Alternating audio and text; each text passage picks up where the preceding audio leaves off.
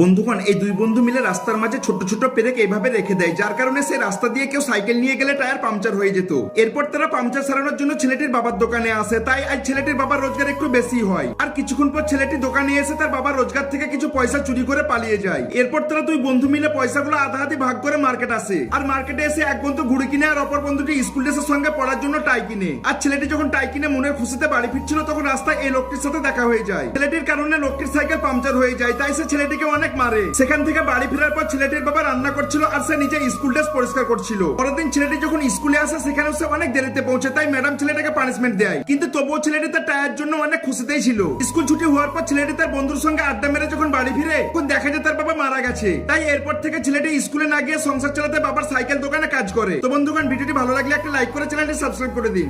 বন্ধুগণ, এই দুই বন্ধু মিলে রাস্তার মাঝে ছোট ছোট পেরেক এইভাবে রেখে দেয়, যার কারণে সেই রাস্তা দিয়ে কেউ সাইকেল নিয়ে গেলে টায়ার পাংচার হয়ে যেত। এরপর